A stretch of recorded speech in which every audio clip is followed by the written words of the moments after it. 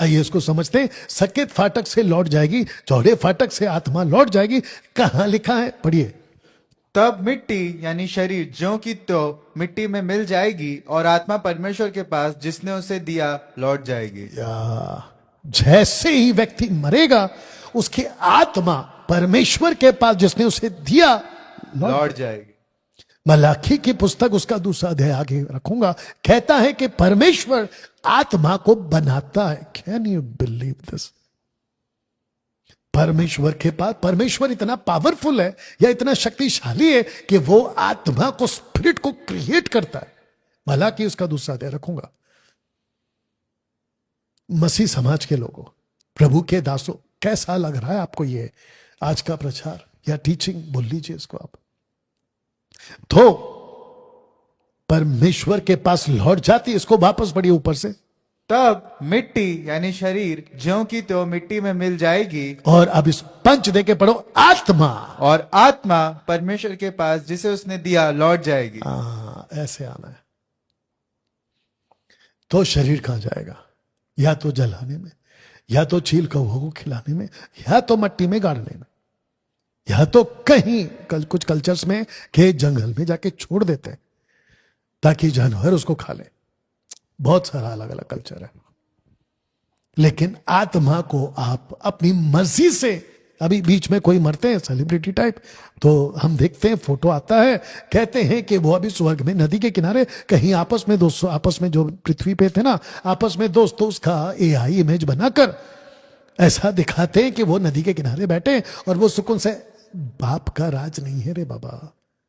अपनी मर्जी से कुछ भी चुनाव करो और कहीं पे भी जाके चले जाओगे। एक बहुत बड़ा धोखा का जीवन लूसीफर ने आपके दिमाग में डाला। एक बहुत बड़ा धोखा का जीवन। अगर इसको नहीं समझे, आगे बोलते जल्दी से, तो गई भैंस पानी में। पानी में। हम तो डूबेंगे सनम, तुम्हें भी ले डूबेंगे। बहुत धोखा है इस शरीर के लिए, इस प्लैनेट के ऊपर, कि आपको भटकाया जा सकता है। मैं कभी कभी सोचता हूं कि कितना अच्छा होता कि आपका जो बॉडी है, जब भी गलत काम करने जाए तो आपका जो इनर मैन है, यानी कि आत्मा, वो अंदर से उसको जाके मार के आए कि कहां जा रहा है। लेकिन ये नहीं हो पाता है ना ऐसा, क्योंकि आत्मा को, जैसे मेरे शरीर पे मैंने ये कोट पहना है, ऐसी आपकी आत्मा को बॉडी का कोट पहनाया गया। बताइए। हाँ दोस्तों, ये कॉन्सेप्ट समझना होगा कि जन्म लेते ही मत्ती 7:13-14 आपकी आत्मा पर लागू हो जाता है। ये बिल्कुल सत्य है, ये बिल्कुल सत्य है। आपकी आत्मा वाइट गेट, ब्रॉडवे के लिए नहीं बना है। ऐसे ही आपका शरीर नैरो गेट और हार्डवे के लिए नहीं बना। तो आपको इसको फिर से समझना होगा। आपकी आत्मा वाइट गेट में नहीं जा सकती, वो खुद घृणा करेगी। वो आपकी आत्मा खुद घृणित हो जाएगी कि मुझे कहां लेके जा रहे हो। लेकिन आपका जो शरीर है वो नैरो गेट से नफरत करेगा, हार्डवे से नफरत करेगा। आत्मा को जबरदस्ती मत ले जाओ वाइट गेट में। दोस्तों दूसरा कॉन्सेप्ट है, नैरो गेट में यीशु मिलेगा, वाइट गेट में शैतान मिलेगा। वापस बोल दूं कि नैरो गेट में यीशु मिलेगा, वाइट गेट में शैतान मिलेगा। आप अगर वाइट गेट में यीशु को ढूंढोगे तो नहीं मिलेगा, अगर आप नैरो गेट में शैतान को ढूंढोगे तो आपको नहीं मिलेगा। दोस्तों कैसा लग रहा है? मसीह मंथन बैठक का एक एक सदस्य, अगर आप लोग मुझे अभी सुन रहे, देख रहे, जल्दी बोलो। उन सबको कहना चाहता हूं, खुद सीखिए और अपने लोगों को सिखाना शुरू करिए। और जितने इस वक्त में देख रहे हैं, उन सब से कहना चाहता हूं कि जितना हो सकता है प्लीज शेयर करिए, वॉच पार्टी करिए। हाँ दोस्तों, आपको एक और कॉन्सेप्ट समझा देता हूं। जो यीशु के पास है वो देगा, जो शैतान के पास है वो देगा। तो लिखा है कि वाइट गेट लूसीफर के पास है, नैरो गेट यीशु के पास है। और आपको पता होगा लूका 4:6 में लूसीफर कहता है, ऊंचे पहाड़ पर लेकर जाकर कहता है कि ये वैभव देखो और ये सब कुछ को देखो। और हिस्ट्री मानने वाले कहते हैं कि जिस पहाड़ पर वो लेकर गया था, चोटी पर, वो माउंट हेरमोन था। बताइए, माउंट हेरमोन, जिसका मैंने अभी आपको जिक्र किया। ना एक सच या एक सत्य आपको समझना है, we are spirit and we live in a body. आइए पढ़िए, जब तक हम देह में रहते हैं, वापस पढ़ो। जब तक हम देह में रहते हैं। तो देह में कौन रहता है? आत्मा। यही तो लिखा है, we are spirit and we live in a body. असली में, माइक में बोलना सबको, असली में हम कौन है? स्पिरिट। स्पिरिट। हम आत्मा है, हम फ्लैश नहीं है। और जो व्यक्ति पैदा होते ही अपनी बॉडी की खुराक को खाने के लिए उसके ऊपर फोकस करता हुआ जीता है, उसे गंदा अभागा व्यक्ति कोई नहीं होगा। यह प्रभु यीशु ने कहा है, शरीर के पीछे नहीं भागना है, आत्मा के पीछे भागना है। तो प्रभु खुद भी आत्मा है।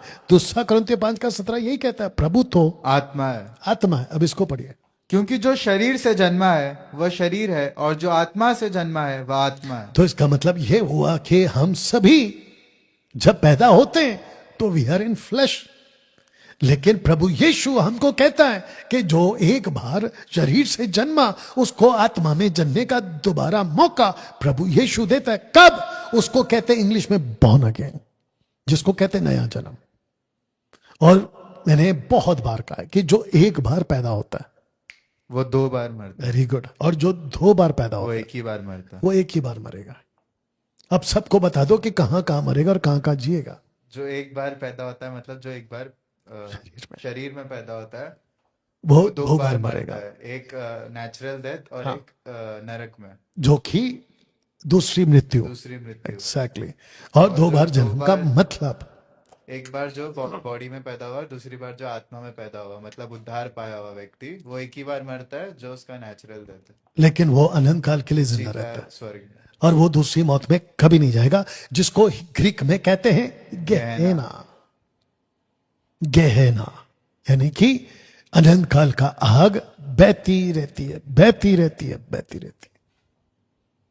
You understand now? इसको पढ़िए, हवा जिधर चाहती है उधर चलती है, और तू उसका शब्द सुनता है, परंतु नहीं जानता कि वह कहां से आती है और किधर को जाती है।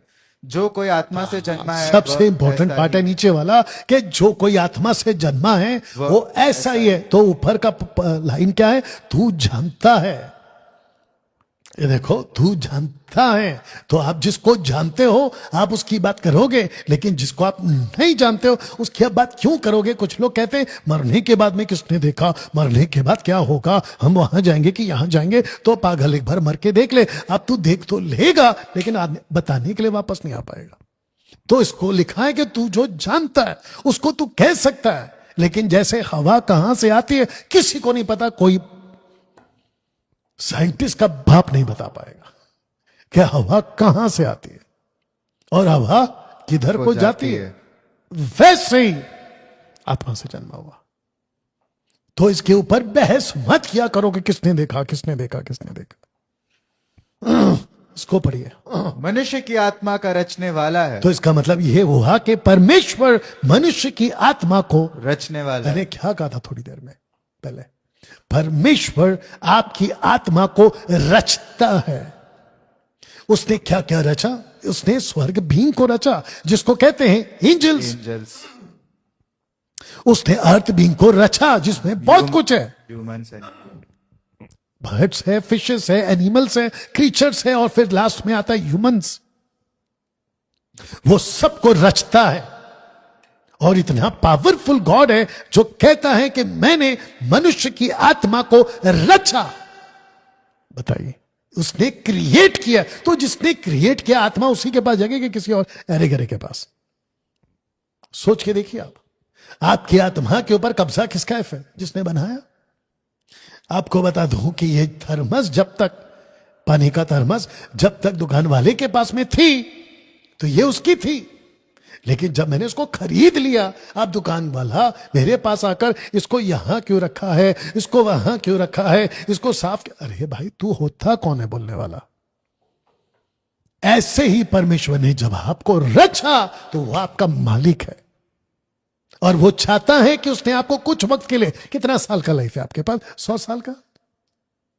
अगर तेल आटा पानी आपका अच्छा रहा, पहाड़ी इलाकों में जीते जहां पर आपका वातावरण और पूरा हवा पानी बिल्कुल साफ है, तो कितना साल जी जाओगे?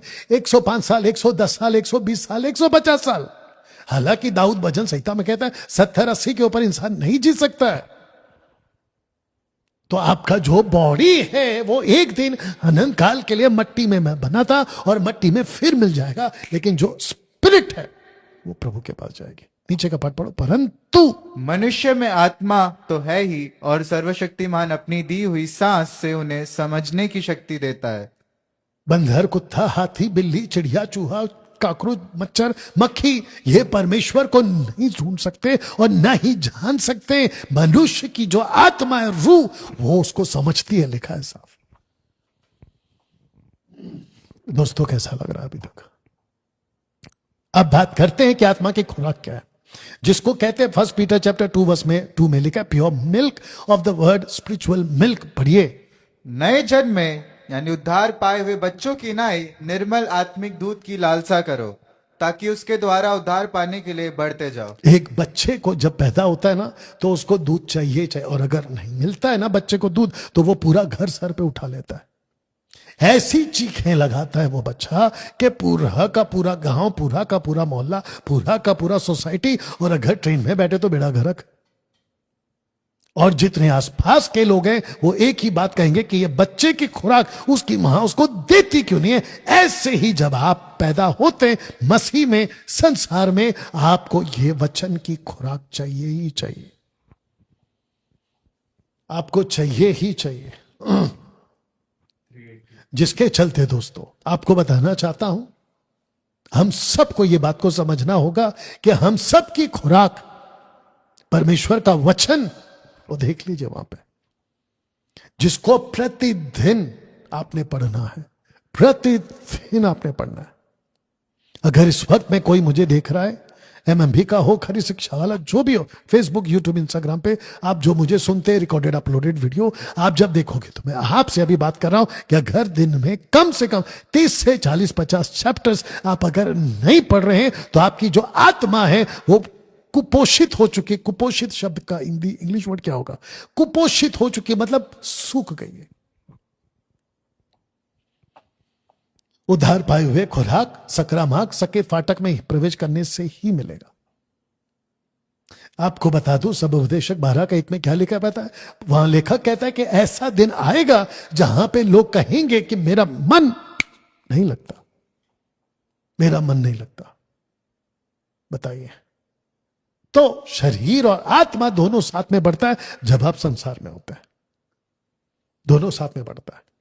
डैनियल भाई, मेरा शरीर का एज तो पता चलता है, आत्मा का एज क्या होगा? तो ध्यान से सुनो। जिस दिन तुम पृथ्वी पे पैदा होते हो, जैसे ही तुम्हारा अंडा मां के पेट में बनना शुरू होता है 2 लिक्विड से, उसके बाद में जैसे ही तुम्हारा जन्म होता है, आपके बॉडी का भी डेट टाइम काउंट, ऐसे ही आपकी आत्मा का डेट टाइम काउंट स्टार्ट हो जाता है। परमेश्वर आपसे उसी बातों का हिसाब लेगा जो आपने इस पृथ्वी पर वक्त बिताया। तो सेम एज, तो इसलिए लिखा है कि दोनों साथ में बढ़ता है।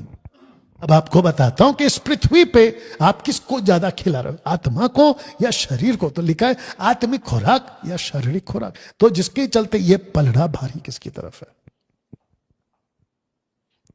मैंने सबसे ज्यादा आज की जो स्थिति उसके हिसाब से आप फ्लैशली फूड, आत्मिक खुराक के बजाय आप शारीरिक खुराक ज्यादा खिला रहे हो, इसलिए वजन उस पर है और आपका स्क्रिप्चर यानी कि आपका फूड वो हो गया हल्का। दोस्तों समझना होगा कि सारा खेल आपके चुनाव का है, या तो चौड़ा या तो सकरा। देख लो, मैं फ्रेम में तो होना बेटा, मतलब इसके बीच में तो नहीं आ रहा हूं, पता है। तो सारा खेल आपके चुनाव का है ना। दोस्तों आपको बता दूं, ये पोस्टर रखते हुए कि आपके बॉडी में सबसे इंपॉर्टेंट पार्ट वो है कान का, क्योंकि कान पहले सुनती है, देखना, चखना, सूंघना, छूना सब बात में, लेकिन सबसे इंपॉर्टेंट पार्ट है आपके कान का। परमेश्वर के एंगल से बात करो, पढ़िए। इसलिए चौकस रहो कि तुम किस रीति से सुनते हो। प्रभु यीशु ने ये नहीं कहा कि चौकस रहो कि किस रीति से चखते हो, ये नहीं कहा कि चौकस रहो किस रीति से सूंघते हो या स्पर्श करते हो। उसने कहा कि चौकस रहो कि कैसे सुनते हो।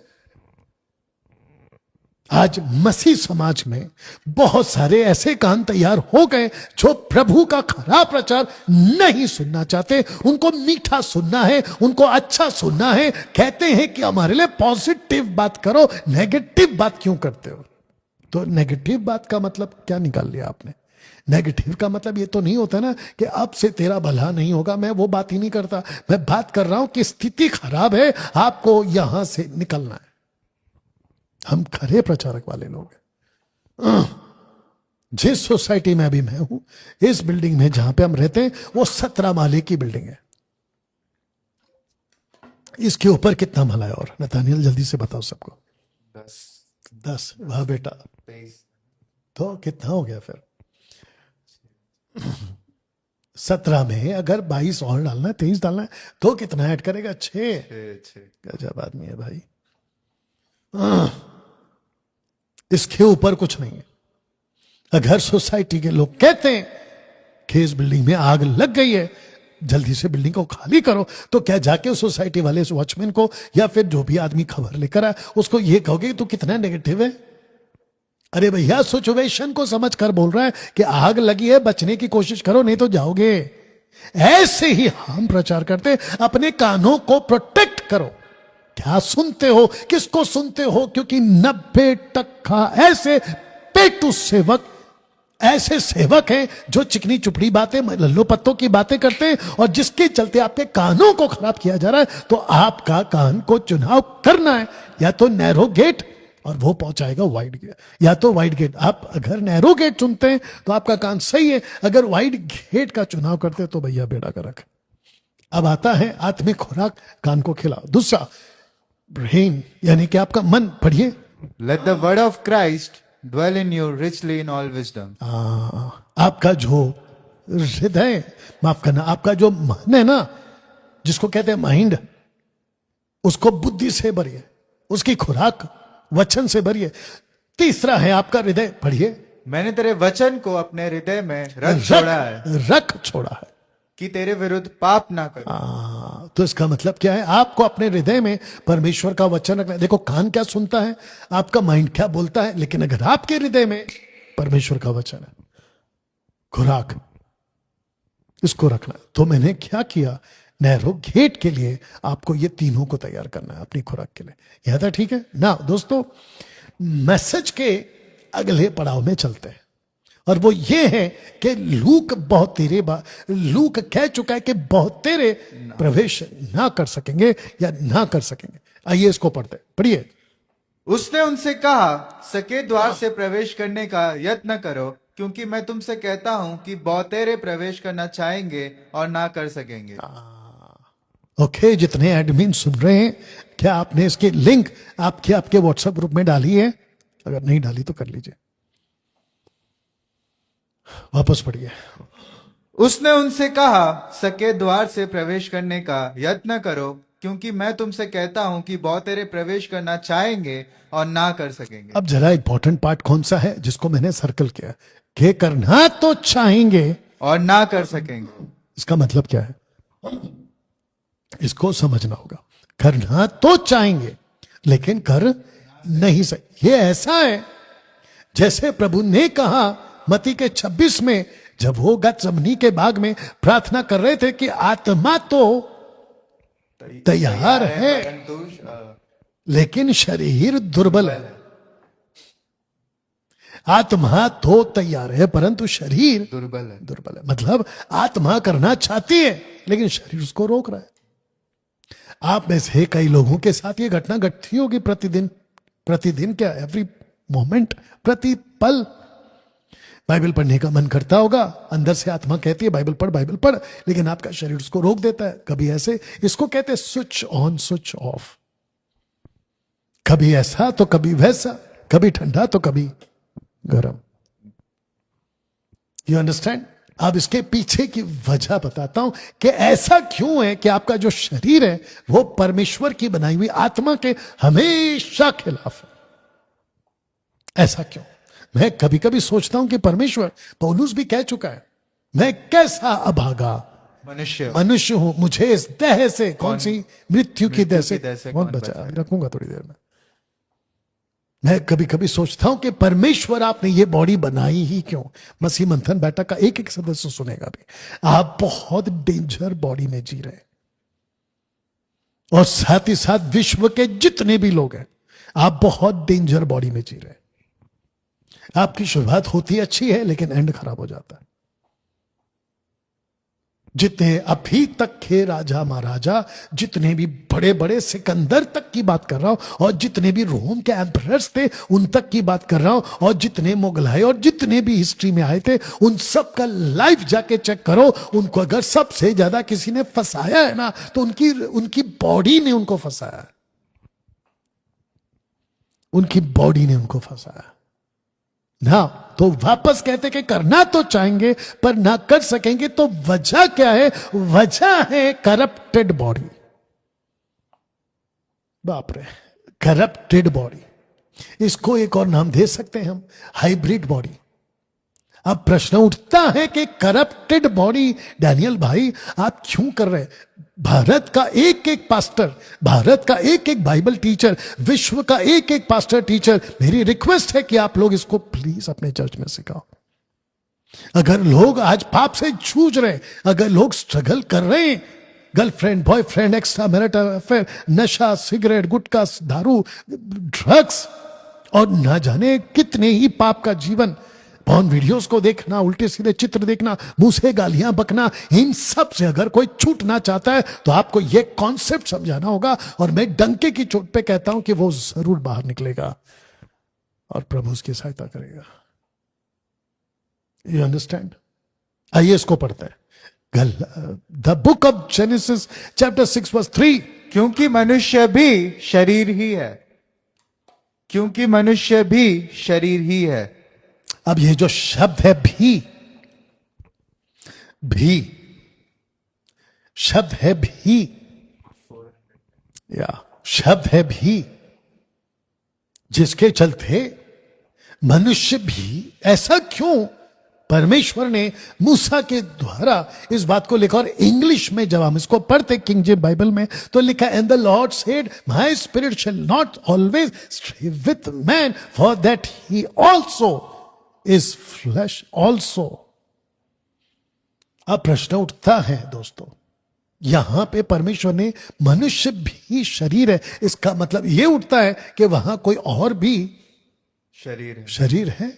तो इसका मतलब वहां पर कितने टाइप के शरीर होंगे? दो।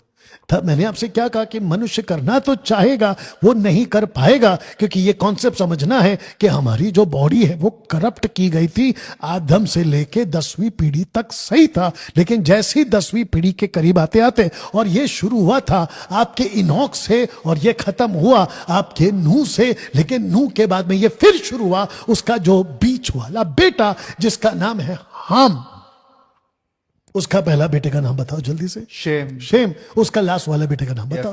यफेत। बीच वाले का नाम है हाम। सारी दुनिया कितने कॉन्टिनेंट्स में बटी? तीन। एक है शेम, एक हिस्सा है एशिया, दूसरा हिस्सा है यूरोप, तीसरा हिस्सा है अफ्रीका। Very good. और पूरी की पूरी कैनन, पूरा का पूरा परमेश्वर का वचन इसी 3 कॉन्टिनेंट्स पे रिकॉर्ड करके लिखा गया है। बताइए, वाह दोस्तों, कैसा लग रहा है अभी तक? ऐसी बातें, और मैं तो कहता हूं इससे बहुत ज्यादा गहरा टीचिंग सबको बताओ कहां देते हैं? बाइबल कॉलेज में। लाउड बोलना है, कॉन्फिडेंस के साथ बोलना है। बाइबल कॉलेज में। जब तू खुद तेरा रिकॉर्डिंग सुनेगा ना पता चलेगा। लगे हाथ ये भी बता देता हूं कि जून के महीने के आखिरी वीक से बाइबल कॉलेज का बैच नंबर 42 स्टार्ट हो रहा है। मसीह मंथन बैठक का बाइबल कॉलेज का फार्म हाउस का जो काम है तेजी पकड़ चुका है, स्लैब डल चुके हैं, दीवारें खड़ी हो चुकी है, चौखट यानी कि डोर्स के चौखट जो होते हैं वो आ चुके हैं, खिड़कियों की जो तैयारियां वो चल रही हैं, ऑलमोस्ट पीक पकड़ चुका है। आते हैं इस मुद्दे पे वापस। मैं चाहता हूं कि ऐसी खुराक परमेश्वर के वचन से आपको दी जाती है जहां पे ज्ञान की नदियां बहती हैं, आकर रिसीव करो। तो मनुष्य भी शरीर है, फॉर दैट ही ऑल्सो इस इस फ्लैश फ्लैश। ऐसा क्यों लिखा? ये फ्लैश का क्या चक्कर है, ये शरीर का क्या चक्कर है, इसका कॉन्टेक्स्ट कहां मिलेगा? अगर 6:3 में लिखा है तो कॉन्टेक्स्ट कहां मिलेगा? 6:4, 6:4, 6:4 पढ़ो। उन दिनों में पृथ्वी पर दानव तो दूसरा शरीर कौन है? दानव तो पहला शरीर कौन है? आदम। आदम। आदम, आदम। अब ये है इसका ए पार्ट, किसका? इस लाइन का आता है बी पार्ट। और इसके पश्चात तो इसका मतलब ऊपर से पढ़ोगे तो क्या लिखा है? ऊपर से पढ़ो ना। उन दिनों में पृथ्वी पर दानव रहते थे। हाँ, और तो इसके पश्चात इसके पश्चात भी मतलब बाद में भी रहते थे। तो before flood, and after flood. After flood, ये है कनेक्शन। तो कुछ लोग कहते हैं, और आप लोग को भी यही बताया होगा ना, दानव तो मर गए, पापी लोग तो मर गए, फिर वो तो फिर ये लाइन क्या है? वापस पढ़ो ऊपर से। उन दिनों में पृथ्वी पर दानव यानी मानव शरीर रहते थे। और इसके पश्चात इसके पश्चात भी, अब इसको पढ़ो। जब परमेश्वर के पुत्र मनुष्य हाँ, यहां पे रुक जाना है। जब परमेश्वर के पुत्र मनुष्यों की पुत्रियों के पास गए। गए। ये मनुष्यों के पुत्रियों मतलब समझ आता है, यानी कि फर्स्ट बॉडी। फर्स्ट बॉडी किसका? आदम का। उनके पास गए। लेकिन ये जो परमेश्वर के पुत्र मनुष्यों की पुत्रियों के पास गए, तब क्या ये क्या चक्कर है? तो इसका मतलब ये हुआ कि हिमरोन पर्वत पर कुछ ऐसी घटना घटी थी। देखो, सबको पता है कि अदन की वाटिका में क्या, सबको मालूम है। आदम ने, हव्वा ने पाप का फल खाया, सांप ने आके बहकाया, जाग जाहिर है छोटे छोटे बच्चों को भी सिखाते हैं। लेकिन मुझे नहीं पता कि इमरोन पर्वत की घटना को क्यों नहीं सिखाते, कि उस दिन कुछ हुआ था।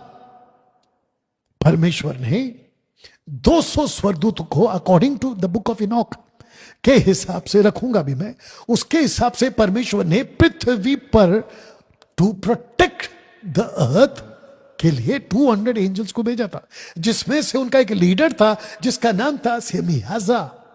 हिंदी में सेमजाजा, इंग्लिश में सेमियाजा। और उसके ही अंदर से 200 स्वर्गदूतों में से सबसे गंदा, जिसको कहते हैं इंग्लिश में द मोस्ट करप्टेड एंजल, जिसका नाम है अज़ाज़ेल। अज़ाज़ेल और अज़ाज़ेल, आपको पता होगा कि ये आपके सेंचुरियन यानी कि आपके मिलाप वाले तंबू की टीचिंग में जिसको हम सिखाते हैं, अज़ाज़ेल बकरा। अज़ा का मतलब होता है बकरा और ज़ेल का मतलब स्केप, छोड़ दिया, बकरा छोड़ दिया, अज़ाज़ेल। बताइए ये कौन से फिर वहां कनेक्ट किया गया? और आप सबको पता है कि यीशु क्रूस पे मरा, लेकिन उसके पहले किसी और को मारना था। पिलातुस कहता है कि यीशु को छोड़ देता हूं और उसको मार देता हूं। तो वो कौन था जिसको मार देता हूं? वो है सबको पता है कि वो है बरब्बा, बट वो बरब्बा नहीं है, वो है यशुआ। इंग्लिश में जीसस, हिंदी में यीशु, लेकिन उस वक्त में वो भी यशुआ। और जो क्रूस पे मारने के लिए बात कर रहे हैं उसका नाम भी यशुआ। तो यशुआ हिमना, और वो जो बरब्बा छूट गया वो है अज़ाज़ेल। अज़ाज़ेल, ये सब हम बाइबल कॉलेज में सिखाते हैं। बात हो रही है बार बार बाइबल कॉलेज की, तो लगे हाथ आपको बता दूं कि मैं आ रहा हूं छत्तीसगढ़ के सरगुजा क्षेत्र में, जहां पे कम से कम 250 स्टूडेंट्स, जिसमें से कम 100 पास्टर्स हैं, और वो भी पेंटिकॉस्टल पास्टर्स। उनके बीच में 5 दिन ऐसी ही तगड़ी बाइबल कॉलेज होने जा रही है। मई के पहले हफ्ते में, तारीख है 4, 5, 6, 7, 8, 9, ऐसा कुछ। इसको कंप्लीट करो पढ़ के। जब परमेश्वर के पुत्र मनुष्य की पुत्रियों के पास गए, तब उसके द्वारा जो संतान उत्पन्न हुए वे पुत्र शूरवीर यानी दानव होते थे। ओके, तो परमेश्वर के पुत्र जिसको कहते हैं कि एंजल्स, अभी रखूंगा, एंजल्स हिमरोन पर्वत पर उतरे तो वो पहले कहां थे? मध्य आकाश में, मध्य आकाश में। और वो वॉच कर रहे थे, इसलिए हनोक जब लिखता है तो उसका फर्स्ट पार्ट क्या है उसके किताब का? वॉचर्स। तो वो वॉच कर रहे थे, वॉच कर रहे थे, वॉच कर रहे थे, वॉच कर रहे थे। तो ईव ने क्या देखा? फल को पहले उसने देखा, फिर उसकी चाहत पैदा हुई, फिर खाया। तीसरा पॉइंट, तो वॉचर्स ने देखा, तो वॉचर्स ने क्या देखा? सिक्स्थ जनरेशन, जिसको कहते हैं द सिक्स्थ जनरेशन ऑफ जरेड। यरेड के दिनों में लड़कियां लड़कियां लड़कियां पैदा हुई। अब ये क्या लॉजिक है? ये कैसे हो रहा है कि लड़के पैदा होना बंद हो गए जरेड के दिनों में, लेकिन लड़कियां पैदा हो रही है? लड़कियां, और कौन सी लड़कियां? माइक में बोलो। सुंदर लड़कियां। और जब वॉचर्स ने देखा तो उन्होंने खुद को प्रकट कर लिया। मैं रखूंगा, जिसको द बुक ऑफ झूठ कहता है कि उन्होंने अपने पद को त्याग दिया और उन्होंने वो रूप धारण किया, जिसको कहते हैं सी बॉडी, मतलब करप्टेड बॉडी। मेरा क्वेश्चन है मसीह समाज से, क्या ऐसी बातें आप जानते थे? अगर जानते थे तो आपको सैल्यूट है। अगर आपके पास ने आपको सिखाया तो आपको सैल्यूट है। अगर आपके बाइबल टीचर ने आपको सिखाया तो आपको सैल्यूट है। लेकिन अगर नहीं सिखाया तो बड़ी मुसीबत है, बड़ी मुसीबत है। यही वजह है दोस्तों, यही वजह है। जितने भी खरी शिक्षा के खिलाफ है, मेरी ये वीडियो की लिंक डाल दो उनके पास और कहो कि देखो डैनियल रॉज क्या टीच कर रहा है, ताकि उनको पता चले कि हम क्यों कहते हैं कि हम खरी शिक्षा वाले हैं। और जो खरी शिक्षा में, डंके की चोट पे तब भी बोला, डंके की चोट पे मैं अब भी कहता हूं कि जो खरी शिक्षा में उनका रैप्चर कंफर्म है, उनका जीवन की पुस्तक में नाम कंफर्म है और उनका उद्धार कंफर्म है। बताइए कितने लोग समझ रहे हैं दोस्तों? या